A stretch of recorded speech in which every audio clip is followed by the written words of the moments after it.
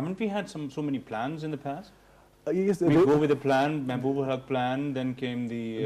that's a mixed story to the extent that now being a practitioner in the business, there's a thing called a plan and the one is a theoretical plan, one is a practical plan. I believe in planning. You have to have a practical plan. Pakistan has got so much, you do not need to focus on these specific areas. Brazil, I'll just give high Brazil. We are not on the way we I forgot Russia. We're supposed to be focusing on Russia, but no, we're just, very taking small baby steps towards these countries. I'm not going to talk about India because that's Brazil, Russia, China, South Africa. Just set up a new bank, $100 billion bank, headquartered in China. All I'm trying to say is this is not difficult to do. Many of the issues that we're facing right now are totally reversible. The good stuff that's happened where we started this discussion from, the positivity and everything, it can be furthered. Right. Dr. Saab, this government is going to present its fourth budget, presumably. Okay, let's take a third budget because the first budget was right on their heads once they got into the office. And if I can recall, our finance minister was saying that we have to restructure first, and then we get stabilized, and then we give this incentives to the people, or the luxuries to the people, or the free breathing space to the people. Do you think it's the time for that? Or still we are going through the restructuring phase? For me, obviously, as we were, so far the discussion has gone, is that now is the time where such policies which can actually really drive the economy in making more jobs, creating more jobs, having more access to capital for the the SME sector, my favorite subject, because project-based financing is not there. I mean, the State Bank says that. I was just reading a report. The banks have still done well despite the fact that the government increased the taxes. Phenomenal growth. Phenomenal growth. And then we've talked about why is the private sector not borrowing. When we go to the banks, they talk about NPLs. They're scared. They're scared because of NPLs. But I make the case that SME sector still needs to be given access to capital. I'm not saying to just throw out money, but to give money in projects and then really harness. Also, when we talk about SME sector, low energy but high yield, high value proposals and prospects. In the size of the economy, not on the industrial sector. I want to quote an example where that will just give an analogy. And I'm sorry, I have to give the example of India because within South Asia, Pakistan and India are two bigger, players. And India in 1980s, they recognized the health sector, because I'm from the health sector, as an industry. And because of that, believe you me, that the industry, other components, other sectors, basically liquidated their cash and brought in that cash into the health. It's multi-billion-dollar, industry. The local Indians have benefited, and health tourism has taken off.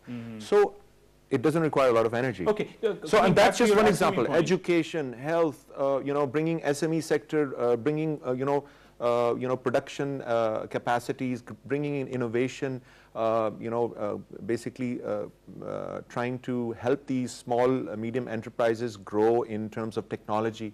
These are the mechanisms which can really become the SME point, and you were saying that they are not getting money from the banks. It is because of the complacency of the bank, because they are getting easy money from the government. The banks are used to easy money. The banks are used to easy money. I'm sorry to say. Complacency. Yeah, the banks are used to easy money. They just don't want to work hard at it. And I'm just saying, I'm not an expert on this, but as the other side. Now, what do you mean? If we have the poorest of the poor are getting. On in one Bangladesh side, is a very good example. Although the interest rate was very high, up to 27% with the Grameen, was high 90s. Yeah. So you're talking about microfinancing or look at about, the Qarz program with the Akhuwat, charge interest, they're all doing one side, microfinance bank go to the conventional I'm just banks. wondering, why do you call it hard banking? No, I was saying it's the banks sense that they on the one hand, you are saying that the people want to get money, but the banks aren't coming up. because there are hurdles. Yeah, you can Okay, get more. you can elaborate a bit with being a banker? There is barriers to entry. I mean, I'll just add to what you're saying. Yeah. I'll just say it from a different perspective. They have easier avenues, simple. They have, yes. They just take the money and put it in PIBs, government PIBs. Now, So you mean to say the government should stop taking money from the banks? Yes. well, yes and no, or yes and no. you tend to ask very difficult questions. The fact of the matter is that government investments in PIBs is at a record level of, it's crossed 7 trillion. Yeah. Okay, so now what's happening here? What banks do is they get deposits and they just put it in PIBs, easy. If you start looking at their lending portfolio, and I just agree with Dr. Saab, I mean, their portfolios are not growing. If they are growing, they're growing very in a meager manner. There's nothing to talk about. You mean to say not growing in terms of their scope or in terms of the numbers? Both. Okay. It depends which bank you're talking about. There's certain banks that have a slightly more diverse view. They're handling things in a slightly different way. You can see that thing happening over there. But typically, it's much easier. You've got an avenue. It's much easier to just lend it to the government because the government is just going to print more money. I have just seen in the Pakistani bankers, I'm not a banker, I don't know the nitty-gritties of the banking, but I have seen whenever a new product comes into the market, they're just copycat characters. You start easy banking, now everybody is offering easy banking. You start SMS banking and everybody is offering SMS banking. Sometimes I feel that somebody at some time has to take a bold initiative from within the banking sector, and then there will be beeline once they say the numbers are coming up. Can I just add to what you're saying? I mean, listen. Why they're copycats, by the way? Where is the creativity? You just have to ask these questions. Okay, my comment first, okay? The fact of the matter is it doesn't take that much to have an initiative. How much would it cost for all the major banks in Pakistan to have special venture capital units, to have special greenfield projects? Is it a rocket science for the bankers? It is not going to cost more than $2 billion rupees per bank. That is peanuts. But they don't do it because in that you have to get involved into the system. You have to understand the business. That's where investment banking comes in. But what I'm trying to say is when you have an easy avenue, you have an easy avenue. That's nice. That's what I meant when I was saying hard. Okay. That's a hard part for the bank to do. They're being lazy by just going the easy route. That's Isn't it the investor also, or the SME person who wants to run a business has easier avenues available? They don't want to go into the same is the case with the easy account that they are establishing now. The people are worried that I don't want to get into the paperwork. I may become a filer ultimately. Because my eventually a large portion is the undocumented part and the parallel part of the economy. Because of that, they cannot go into the conventional banking system, into the conventional lending system, and then they would rely on their own sources, family, friends, whatever, or they would borrow from people who have access to money and more higher rates to individuals or groups. So, but that can definitely become so that somebody has to take maybe a risk or bold initiative, and then once the numbers start that just like so many are doing well, that all the NPLs, the non-performing loans, values, and Faheem in the details, it has been, the lending had been to the large sector manufacturers, and then that was done on nepotism and on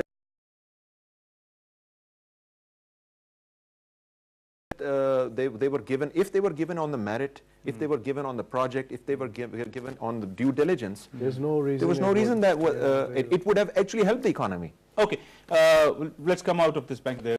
It has its own problems. So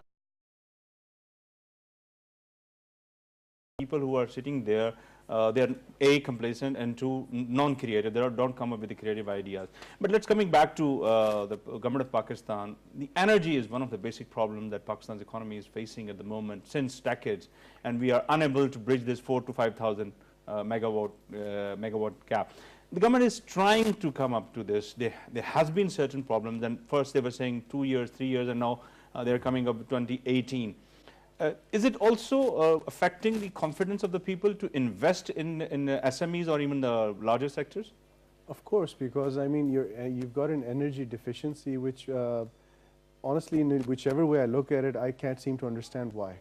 We consume, I think, less electricity than the state of New York. Yeah, and it doesn't make any sense. Yes, and we've got such a huge population which should be lit up. I mean, I always think that when flights come into Pakistan at night, you should be able to see the cities. They shouldn't be darked out. Yes, if you have an energy... Isn't it an opportunity for the foreign investors? It is. That's what they're looking towards. You're showing the darker cities and luring them in. Yeah, that makes sense. But to be fair, I mean, you've got Russians, you've got Chinese. We have to look at the future. Let's stop talking about the past, who the investor was. We have to look at who the investor will be. That's why I've been talking about Russia, China, Brazil, and South Africa. Okay, these are just 4 or 5 names. That's it that I'm talking about. We can focus on them, bring them here, give them special status. But the problem with us is that if we bring in an investor, we give them this lots of pageantry, we give them lots of I don't know, protocol and everything, and suddenly this to hit the tax people. I wish there was some government person available with us, but let me play the government part as well. If you look at this year's budget, there were huge incentives given to the solar energy sector. Their import duties were slashed, their internal production was encouraged, and it was also asked that if people want to go to the alternate energy, we are here to accommodate you. We can give you tax holidays for X number of years.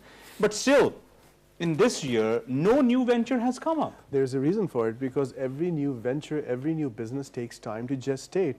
People are scared. They're like, okay, in one budget you've got... we are in the 7th, 8th month of the budget, and nobody matter. is thinking about it. That's less than a year. This tax holiday is going away. Dr. Saab, I have to point something out here. As a businessman, you want to see the continuity of policies. You do not want to pump in your money. They have given this holiday for 3 years, I presume. Then I guess presentation is the biggest culprit here, because we just have to present things in the work. I have to go to the entrepreneur. I know, typically what happens is the government may I just intervene here? This solar industry, is it a micro venture, or does it fall in an SME? Well, it will fall in SME. People are, I mean, I am seeing around in the cities, people are starting to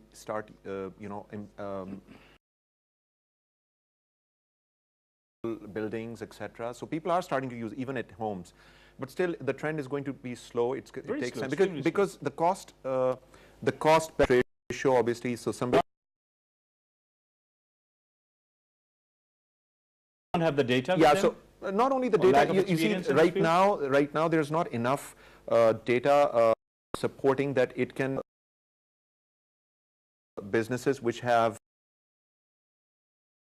or moat. Other things that really can onto them and others energy sources advantage of it. So people, maybe the case needs to be made, but what happens is the government really announces a little segment.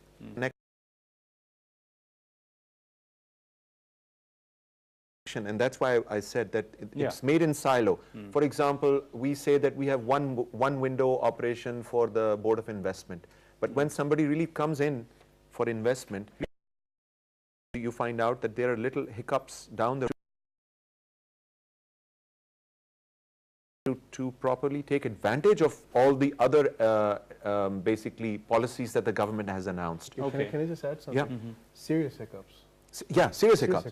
So somebody at the land department, somebody in some other licensure department, and from that standpoint, ease of doing business, we've gone down, we've slid down. So I mean, that is the reason why some of these policies might not work if the finance bill has them, but it has not connected the dots. Yeah. Actually, that's the similar argument that is given by the development sector, that there is a strategic policy Yeah. strategic planning, but there is no tactical planning. The or technical- the procedures are not laid down. It needs to be There's a aligned. disconnect. It Yeah. needs to be aligned, and then it needs to be connected as to make sure that the whole thing is smooth. You see, until and unless we have a smooth process, to boil down to the eventual impact that it is envisaged to have. Okay. Can I just add something to Sure, what you're sure, saying? Dr. Saab, it's very easy to understand this. This is not typically, by the way, we're very good at rocket science, so we have no excuse. Okay, we've got some of the best rockets on Earth, so, and I mean, anyway, asymmetric, that's where I started from. The government just needs to step back for 1 second, and they just need to test it out. They should say, okay, fine, designate this group of officers, set up your own business. We're not going to help you. Forget about the funding. We'll give you Perhaps some. the creativity is lacking. You mean. No. The creativity is there. No, I'm sorry. I disagree on that point. The creativity is there. The vigor is there. It's visible in the private sector. What I'm saying is there's certain structural hemorrhaging issues, hiccups, whatever you want to call them. But sometimes I wonder, I'm just going to finish the show, sometimes I wonder these structural hinges and hemorrhages and the loopholes are already there for the running business. The investor who is already running those business with all these problems and still going into the double digits within 4 or 5 years, why can't they get into it? They do understand it. Why can't they go for the new ventures? Because it's too risky. The risk factor rises with all these hemorrhages and all that. They've learned to survive. Another No, they keep another on increasing their perspective. line businesses No, from they- one line to the other line. So the another perspective is that the private businesses are actually, they already have enough growth within their businesses. So they're growing. Why would they go into? For me, making money is not, there's no end to that. No. The If they point have is, established a business, for why can't they example, have another one? For example, I'm an entrepreneur. If my business is going south, okay, it's going under, it's not making profits, I will start thinking on other aspects, or either I will close it. But if I'm already growing, why would I invest in something else? Why can't I want to multiply those growth? So the good news is, the positive is that our economy has a lot of strength. It has the resilience, and people are making money. Now the government really needs to wake up and remove the straitjacket. Okay. Right. Thank you very much, Faheem. Ladies and gentlemen,